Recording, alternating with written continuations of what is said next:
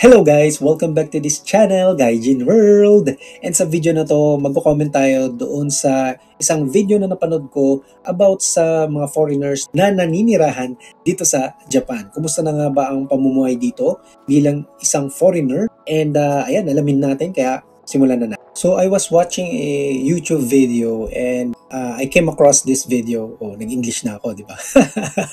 So, napanood ko itong video na to from Takashi from Japan and na-curious ako at gusto ko siyang pag-usapan natin ng slide yung kanilang mga conversation with foreigners na naninirahan at nagtatrabaho dito sa Japan. So how does weak yen situation affect your life? From a business perspective, it does hurt a little bit because a lot of the currency that is used in international exchange is the USD, and the USD to yen ratio is about 1.5. So it's quite a lot. So napag-usapan nila sa video kung gaano ba daw nakaka-apekto yung pagbaba ng yen dito sa mga namumuhay dito sa Japan bilang mga foreigners, bilang mga gaijin, di ba? Gai kokojin. Isa na tayo doon sa mga naninirahan dito sa Japan na apektado sa pagbaba ng yen versus USD. So parang halos mga nasa 160 yen per $1 na yung conversion rate ng Japanese yen. And kung dito ka nakatira sa Japan, personally, talagang medyo malaki yung impact pagdating sa salary, pagdating sa mga bilihin, sa mga prices na mga araw-araw na pamumuhay, di ba? Katulad ng groceries, yung mga utilities na kailangan mong bayaran sa bahay, like gas, kuryente, tubig, internet. So, lahat yan medyo mahirap mag-budget currently dahil nga sa effect nitong pagbaba ng value ng Japanese yen. Oh, terrible. Like, it's super expensive to travel outside Japan. Like, everything is so expensive outside Japan. In Japan, you don't see that much of a difference. But like when you go outside Japan, it's crazy. It's crazy. It's quite terrible to see the devaluation of the yen right now. That's why this is a great thing that I have some other income, so in euro, because like if I want to travel abroad, if I had to use my yen, everything would feel so expensive compared to how it was like 1 year ago. So maganda yung na-mention niya, di ba? Aside from meron kang full-time work, maganda talaga kung meron kang side job na tinatawag or arubaito. Pero hindi katulad dun sa mga visa na katulad namin, like yung visa ko kasi is engineer visa, engineer, humanities, international services. Bawal magkaroon ng part-time job, pero hindi naman bawal magkaroon ng YouTube. So, pwede kang gumawa ng way para madagdagan din ng kahit papano yung income mo. Kasi meron akong full-time work. Malaking tulong din sa akin na meron akong ganitong klaseng sideline gaya ng YouTube para madagdagan kahit papano yung mga pambayad sa bills, o diba? Malaking tulong yung panonood ninyo guys at kung hindi kayo nag-skip ng mga ads, diba? So, malaking tulong yan. Isa rin yan sa way dun sa mga palagi kong ginagawa ng mga topics dito sa ating YouTube channel, yung pag-i-invest sa Call Financial, sa stock market, gamit ang Call Financial, sa stock market dito sa Japan, gamit ang Naito Securities, sa pag-i-invest sa cryptocurrency, gamit yung Binance, or kung ano-ano pa. Yan yung mga na-experience ko ngayon. Gumagawa ako ng mga iba pang ways para at least kahit papano, hindi lang ako umaasa dun sa full-time work ko, meron pa tayong ibang mga pwedeng passive income, di ba? Kasi kung aasa ka dun sa sweldo mo ngayon, although hindi naman ako nagre-reklamo sa sweldo ko, so maganda din tong video na pinapanood ko ngayon at panoorin niyo yan guys, yung galing sa Takashi from Japan, kasi tinanong din yung how much salary do you make dito sa Japan. So, syempre, nakakaya naman magsabi ng amount. Nakakasabi, kumbaga, yung salary ko, enough naman siya para bumuhay ng family since sa mga hindi pa nakakaalam, yung wife and yung anak ko, kasama ko na silang nakatira dito sa Japan. Kinuha ko sila sa Philippines mga 2 years ago na, and noong time na yun, akala ko nga parang tour lang, as a tourist lang sila dito, parang visiting relatives lang.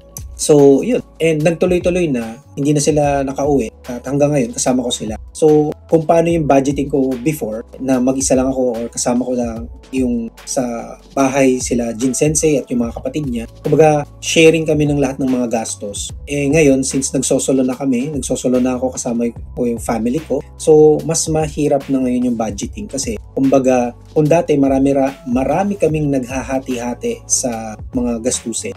Ngayon, kumbaga halos ako na yung sumasalo. And si si Jin Sensei, and yung wife ko ay nagpa-part-time job. Malaking tulong din yun na meron siyang part-time job. Nakakadagdag din siya sa mga bills na kailangan bayaran dito. Kasi kapag dito ka nakatira, lahat ng mga kailangan mo kailangan binabayaran. Kumbaga halos walang libre, guys.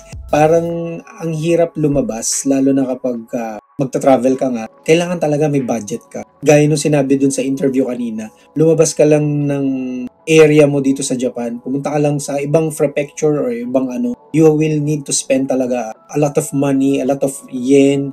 Sobrang mahal kasi ng transportation. Okay? So, kaya maganda din sa mga nakatira dito na meron kang sariling kotse kasi ang poproblemahin mo dun, yung gas. Siyempre, di ba, yung gas. May pros and cons Kapag wala kang kotse, meron kang ibang like bicycle, wala namang malapit ka sa train station. Yan, may pros and cons. Kung depende sa kung saan ka nakatira. Kung kailangan mo ng sasakyan, mas maganda, di ba? Kung medyo malayo yung area mo sa mga grocery store, maganda na meron ka sariling sasakyan. Para na rin kung when the time comes na magkaroon ka ng sarili mong family na mamuhay dito sa Japan, mas importante na meron kang sasakyan. The most obvious part I would say is I don't make a lot of money here.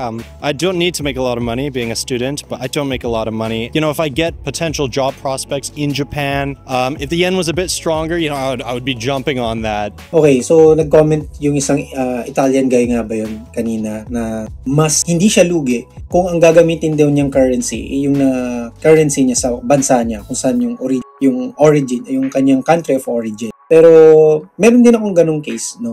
Meron akong bank sa Philippines na Philippine account. Tapos meron din akong Japanese account dito. So, dun ko nilalagay yung pinang-i-invest ko sa stock market sa Philippines. So, gamit ko. Meron din akong savings sa Philippines. At the same time, may savings din ako dito sa Japan. So, importante na meron tayong emergency fund. Kasi hindi mo talaga masasabi kung ano yung pwedeng mangyari. Lalo na ngayon na sobrang napaka-unstable ng Japanese yen. Pag unstable yung Japanese yen, kumbaga medyo mahirap din maging kampante ka sa trabaho mo din. Kaya nga thank God na lang kahit papano yung work ko ngayon kahit walang masyadong sales, tuloy-tuloy lang siya. Hindi naman sila nagkakaroon ng sana naman walang ganung tanggalan, 'di ba? Kasi mga previous months ng sobrang hima or sobrang walang trabaho, napaka daming natatanggal ng trabaho. Kahit yung wife ko, kahit part-time job siya, 3 times a week na nga lang siyang nagtatrabaho. Minsan wala pa talaga siyang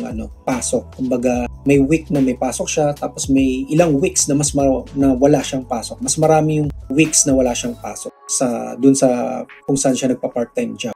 As a student naman, yung na-mention nung isang guy kanina taga Canada. So, as a student daw, hindi niya kailangan naman mag-earn ng money dahil student siya. Pero para sa ating mga Filipino na mag-student visa dito sa Japan, I think kabaligtaran. Mas kailangan natin ng money kasi siguro dahil galing siya sa Canada, first world country. Pero pagdating sa atin na tayo yung magiging student visa, galing tayo sa third world country, galing siya sa first world country, yung Canada, medyo pahirapan talaga. Kailangan magpakita ka ng statement or balance sheet na kaya mong mag-provide ng means na makapagbayad ka sa school, meron kang magsusupport sa'yo, at kaya mo talagang mag-support financially. Medyo mahirap, diba? Kaya tingin ko as a student, mas mahirap siya kasi nag-aaral ka na dito at the same time, magtatrabaho ka sa isang part-time job. So pagsasabayin mo yun. Tapos magkano lang din yung pwede mong kitain a month. So parang kapag lumagpas ka na ng 11 lapad or 110,000 yen, medyo questioning ka na ng immigration nun kasi nga limited lang yung time na pwede kang magtrabaho dito. I hope nagustuhan nyo itong ganitong klaseng video, no? Magko-comment tayo dun sa mga nakita nating medyo affected tayo dun sa mga questions na napanood natin sa video. So, thank you so much for watching. Kung nagustuhan nyo, like, share, and subscribe. Kung hindi ka pa na-subscribe, mag-subscribe ka na at hit mo yung notification bell para lagi kang updated sa aming mga susunod pang i-upload ng mga videos at sa iba pang mga topics namin related sa pamumuhay namin dito sa Japan. Puntahan nyo aming YouTube homepage, i-click nyo yung playlist dahil marami kaming playlist dito na makakatulong sa inyong pamumuhay dito sa Japan. Thank you so much again for watching. This is Alan and I will see you on our next video. Huwag niyong kalimutang i-check yung mga videos na lalabas ngayon dito sa Bye!